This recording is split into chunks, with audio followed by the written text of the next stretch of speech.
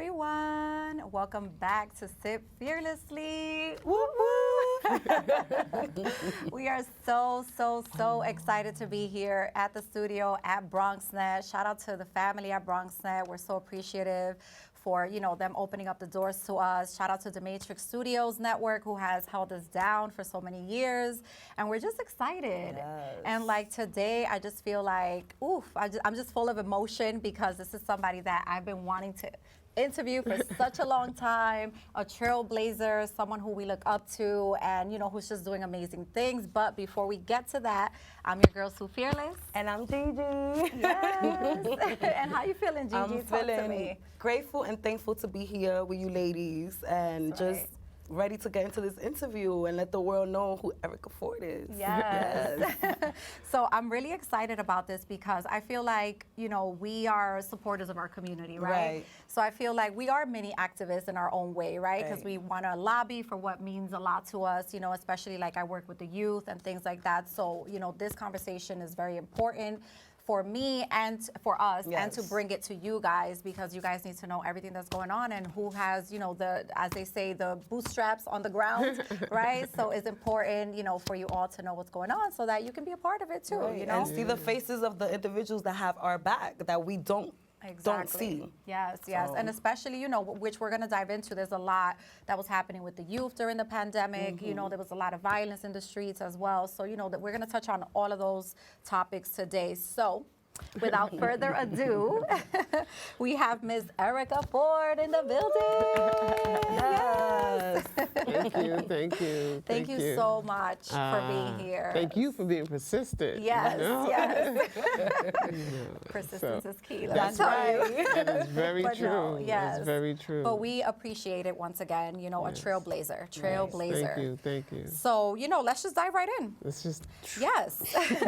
So, can you share with us your journey and what inspired you to become a human rights activist and anti-violence leader? yes. So, in 2 days, December 12th, 1987, 37 years ago, I went to a rally in Goshen County with the organizing, at that time, December 12th movement.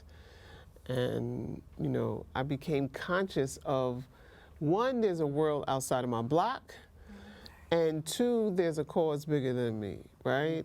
Something, dedicating my life to something other than my life. And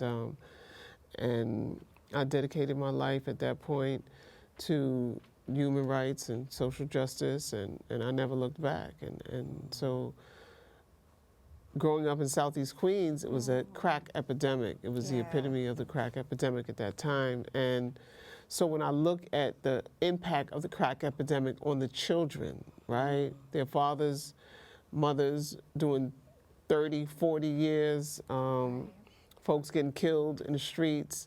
And so I wanted to break that cycle, and I want to help their children heal from that vicarious and direct trauma that they've impeded upon with their fathers and mothers being lost in the crack epidemic. Yeah, absolutely. There was a lot of folks basically raising themselves in these streets and 80s picking babies, up, right? Yeah, It's a 80s whole babies, And then it's story. like, how many role models did we have during that time, right? Not many. So thank you for that work, So what were the pivotal moments or challenges, I guess you mentioned some of them, early in your career that shaped the work you do today?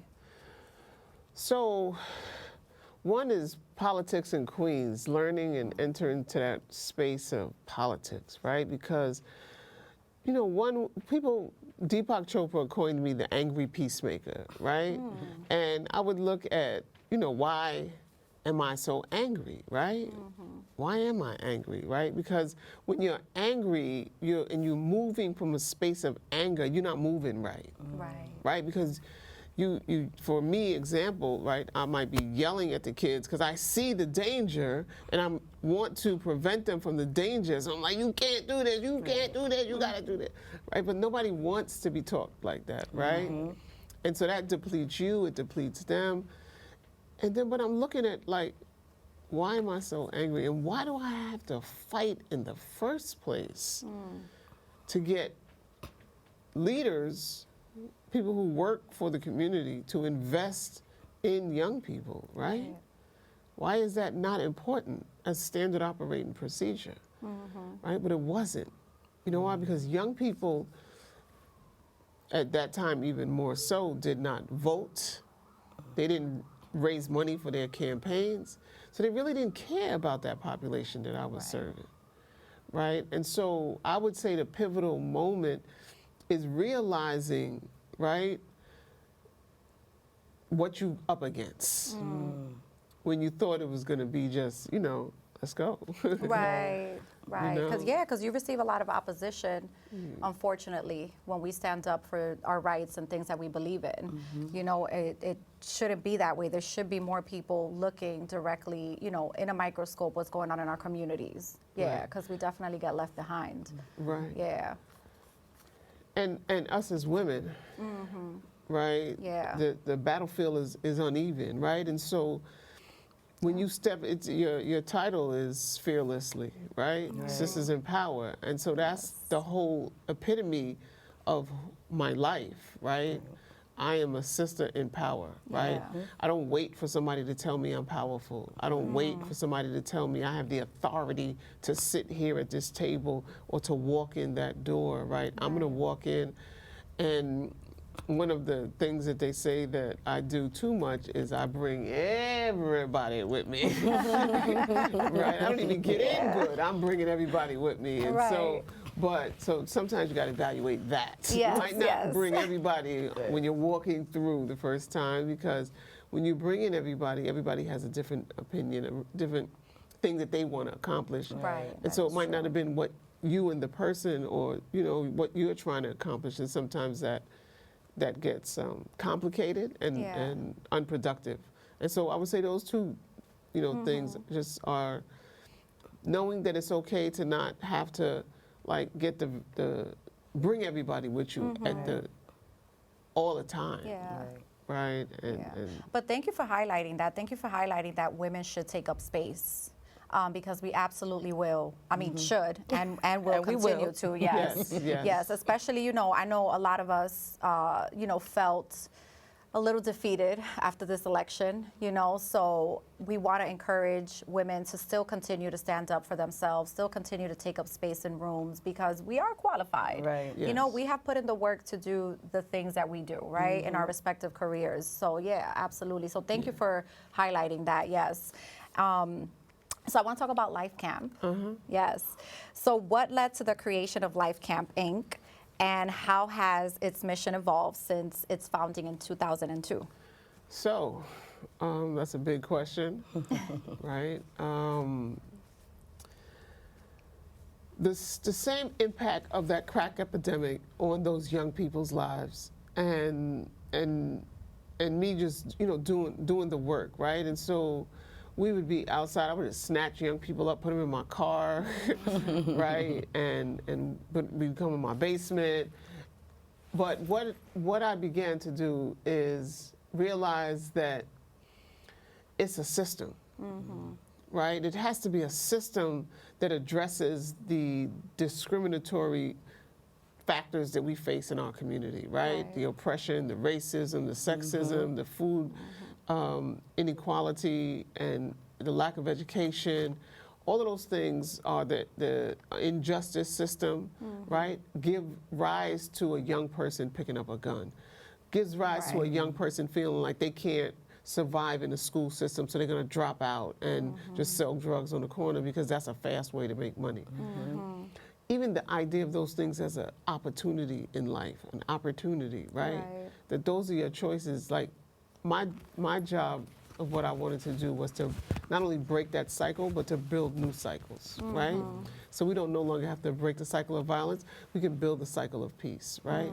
And so myself and my friends, we came together and we started something, even, what the Life Camp stands for, Love Ignites Freedom Through Education, but addressing violence straight on, right? And prior to Life Camp, we had the Code Foundation, which I started with Tupac Shakur.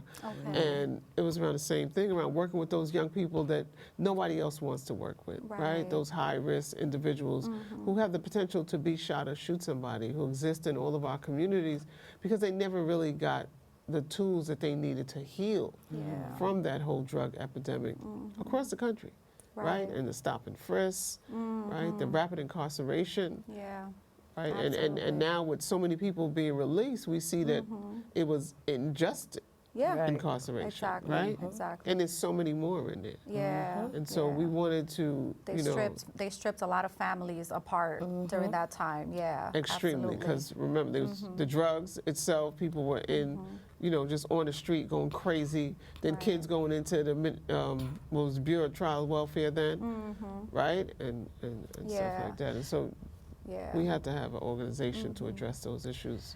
But I feel like it's deliberately been done where they've placed these stigmas on us, and they've not these stigmas, but they've put these type of mindsets in us in the underdeveloped communities that we come from, where we don't have opportunity. It's either this or this, right? Like you're mentioning. So they have led us to believe that there's no way that we can make it out the hood, right? There's no way that we can accomplish things. There's no way that we can reach that dream and that goal that we have. So thank you for like bringing together your community and your peers and your friends together to tackle these things, because it's important. And I also like the education piece in Life Camp, because also a lot of programs have been stripped from schools. And I think just recently, now that I'm in the education system, I'm seeing that we're fighting to bring all of those programs back. But there was a time where a lot of programs were stripped from schools. The funding was stripped for it. So these children didn't have anywhere to go after school, any extracurricular activities, so they would just be outside because maybe some of their parents were gone or they were working late, whatever the case is. But yeah, so thank you for doing that work, because definitely is needed. Yeah. Can you walk us through some of the innovative approaches Life Camp has taken to reduce violence and engage marginalized youth? Yeah. So I'm gonna walk you through. I got my Nigel Sylvester sneaks on. Yes. Your fit is always dope, though. Always, yes. Queens. Got Godspeed. That is cute. It's the partnership that we did with Paper Planes. Okay.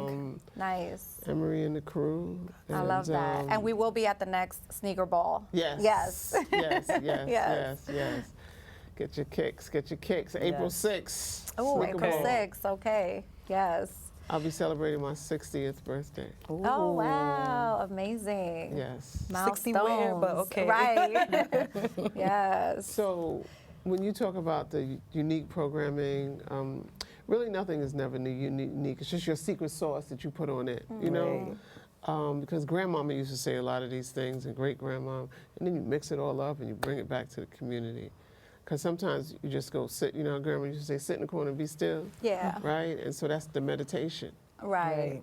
That's the meditation. That's when you talk about mindset, when you talk about changing mindset, ultimately that is the must, right? Because if we're not changing the way people think and their mindset, then we don't really change them. And we just get them busy for a little while, but we don't change them. And our objective is to change the mindset of young people. And so, we do the yoga, the meditation. We met Deepak Chopra, and I had challenged him because he was, first I heard about that stuff. I'm like, that stuff don't work in our neighborhood. That's for rich white people. Get that out of here. He was like, no, it works. And he came and he taught. And we have an urban yogis program that works on teaching young people yoga, meditation, and mindfulness programming, so that you could exist in the midst of madness, right? How do you exist? Because right now we can't change the madness. You're going to walk outside, you're going to, in your next apartment, or maybe even in your apartment, right? There's going to be madness. And so, to your point 2 seconds ago, is how are you able to make different choices? How are you able to exist in this community that they consciously, right? Because on my way here, I went to the wrong Westchester Avenue, right? And as I'm driving down that Westchester Avenue, same New York, right? Contractors, basically the same, right? Yeah. Why does it look fundamentally different? Right. Why does it feel different? Why does it smell different? Why the stores in that, they had the Bolorici supermarket, or however you pronounce it, right? Over here you got Bravo. Right. That's another Right? topic, yes. And so when you talk about quality food, Yes. right? That's another thing that we believe. We have a peace mobile, a 35-foot peace mobile, where we mobilize peace and tranquility, because we feel a healthy mind and a healthy body brings a powerful community, right? Right. And so the peace mobile goes around. We have a full recording studio in the back. We have a space where it's therapeutic. You can, boxing bag if you want to get it out, get your anger and your pain. We pull up to the hospital, unfortunately, when folks lose their lives, so that we can provide that therapeutic support. Yeah. We have a multi-purpose room where they could do their yoga, the meditation, or you could do the computers, you could do the gaming, right? For young people who just want to get away and, come in to our environment, because the environment might be a little chaotic where they are right now. Right. Right? We have meeting space for parents and families who've lost loved ones to violence, or young people that we just need to mediate or just chop it up with, right? We have a kitchen that, Kepra's Kitchen. She teaches healthy living and, the healthy drinks, and I guess they teach wealth too, because it slipped out for a reason, right? How to build wealth. But the bus is definitely the secret sauce of Life Camp. Nice. Okay. Yeah. So that's basically how you're like pushing and promoting that peace as a lifestyle. Correct. Yeah. I love that. I love that. Yeah. And also like the food. Oh man. Like it sucks for us. Like the food that is provided in our community. First of all, the shelf life is non-existent. You take it out the supermarket, you don't use it right away, it's done. Right. You have to toss it, right? So just all of these things that they're, giving us access to, as opposed to giving us access to the things that we do need in life, right? To provide a healthy and peaceful life for us, they're not doing. So we need to do the work, right? So we can bring that into our communities. Ever since I was young, I always wanted to advocate, for things. So the fact that I'm now in a place in my life where I feel like I'm a little more educated on it, I'm super passionate. And I'm like, let's get ready to go out and do the work, because there's a lot of work that still needs to be done. But thank you for Life Camp and doing what you're doing, because it is helping, it is. And speaking of that, nearly 4 years without a homicide in Southeast Queens. That's a remarkable achievement. What do you think were some of the key strategies behind that success? That data was when we first started the programming of violence prevention. And prior to us coming in there was 17 people shot a year and 4 people killed a year. And so to go 4 years, we went first 562 days with no one being shot, right? And then 4 years with no one being killed. And so it is intentionally working with those individuals who have the highest potential to shoot somebody or be shot.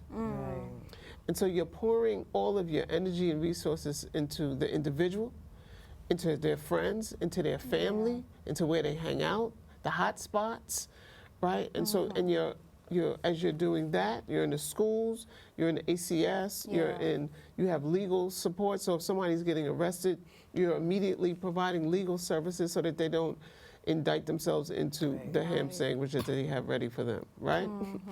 And so the system built on an ecosystem style, looking at is what we put into effect. And when we collectively took the model to the mayor's office, it was under Bloomberg at that time. It's called the New York City Crisis Management System, is what they adopted it under, right? But what we took there was the VIP system, the Violence Intervention and Prevention System, what is my friends and I, as I said, created, and it's addressing the violence from a public health perspective, addressing it as an ecosystem that we all have to play a role, even like this, messaging, broadcasting, telling stories, right? It's critical to young people changing their lives and seeing their lives in a different light, right? And so how does each piece, and so we did that, and we did it consistently and you know, and we made it cool. And so, Yeah.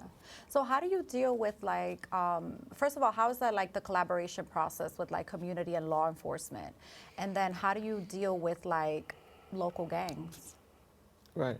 So which gang? The enforcement gang or the I mean, right. Okay, both. gangs? Because Both. they not Yes. flipping on themselves. Right. So Right. the policing, like we fought at first. Like we still don't agree on everything, but we've Yeah. learned to co-produce public safety. But it didn't start out like us being friends and like, well, you know, we had to give and take both both sides, right? But we knew that neither one of us were going anywhere. Like we weren't going to let them just roll in the community Right.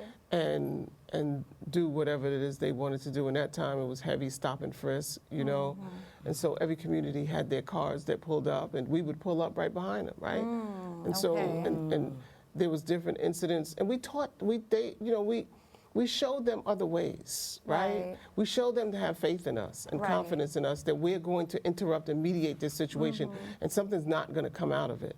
And so with our credible messengers, we were able to control situations that they couldn't normally control because they don't have those relationships. Right. They from Long Island and Nassau Westchester. County, all of that. Yeah, right. Oh, Yeah. so you can't come into our community and talk to Right. people who's our friends' children's, right? So the credibility of who we were allowed us the respect that we deserved in doing our work and to build that relationship and establish co-producing public safety. And so now they'll call my chief of streets, right, when there's different situations and sometimes remove their entire, you know, force and allow us to take over the whole situation. That's wonderful. Right? Yes. And so what that does on the other side, right, it allows those brothers and sisters in certain lifestyles to have faith and trust in us as well, right? Because it's no different from building a relationship with them, Right. because change is hard, Yeah. right? And so when we come to them, they're like, I don't want to hear that shit, right? Ain't nobody's going like, oh, okay, let's go. Here comes Eric Right. and the orange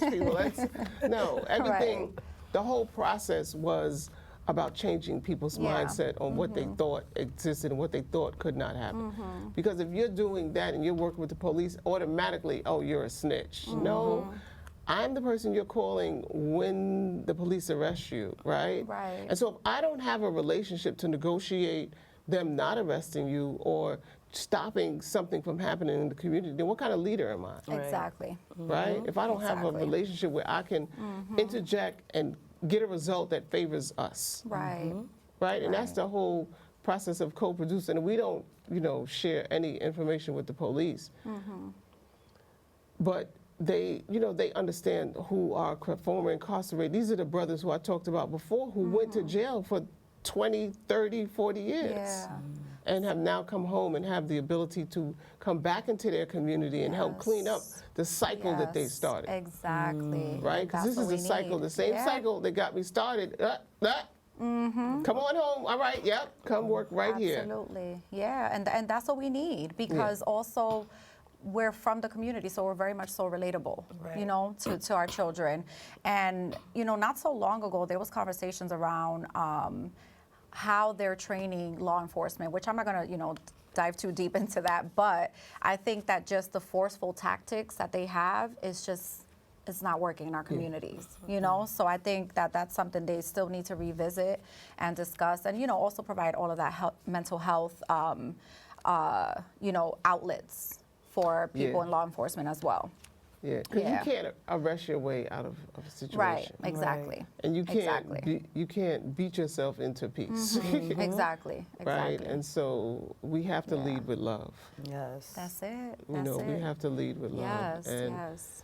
and it starts with, you know, the respect and, you know, as you talked about the they and the community and what they give access to, right? The oppression and the blatant racism has to be eliminated from our existence. Absolutely, Right? absolutely. It's just like Yeah. you know, you even talk about the election and, you know, the election, getting Kamala Harris that job like if you wanted a job and like let's all work to help you get a job. We gonna all work to help you get a job, right? Because we respect you, we like you, right? But this is America, Yeah. and this is an American system, a capitalist system that has continued to have us as the economy, right? Don't forget, we were the product. We were the product, Yep. right? And so let's continue to organize, let's continue to shift mindset, let's continue to take those daily steps to do something different in our life. And that's even, you know, shameless plug, that I'm coming out in 2 days with a book, right? Yes. And it's the Peace Doctor's Playbook, right? Oh, I love that. And so it gives you the ability to have some of the jewels and tools that I gave young people through those 37 years, right? Yeah. And some of the things that work, like you asked, what are some of the things that work? Well, in this book is some of the things that work. And it's a Okay. journal style so that you can work with it, and then you can even have QR codes where you could connect with the Peace Doctor. Yeah. I'm talking like that's somebody else over there, right? But you know, and let's plan 365 days together, transforming mindset, so that we can transform our families. Well, first our mindset, then our family's mindset, then our community's mindset. Yes. Because the most important thing I could do for somebody else is change my life, Right. Exactly. elevate my life. Exactly. Yes. Right? Yes. If I spend so much time trying to think that I got to help you with your life, and my life is all messed up, I'm not really Right. going to help you. Right. It's not It going to can't be help much me, right. help. Yeah, absolutely. Exactly. So let's all work on self. Let's all work Yes. on ourselves. And, you know, in 2 days, December 12th, which was the day, Yes. December 12th was the day that I went to Goshen County and became conscious, right? It was 37 years ago, so the price is 37. Oh, right? wow. And so Yes. everything is meaningful. Like I'm going to be 60 next year, right? So I have 60 different acts that we're going to do together throughout the year Oh, to beautiful. give light to, you know, just this whole evolution of Yeah. love, Yeah. right? Because we have to do something to conquer the hate that is guiding our children, Absolutely. Definitely. guiding those who are Absolutely. making decisions about our lives in a Yes. non loving way. Let's put it that Yeah. way. No, this is so great, and you know I want to commend the formerly incarcerated folks who are out there doing the work with you guys. Like that is Yes. so needed. Yes. Yes, I want to commend you for the work that you're doing. Your book. What's the name of your book again? The Peace Doctor's Playbook. Okay. Yes. 365 days of Yes. tools and inspiration.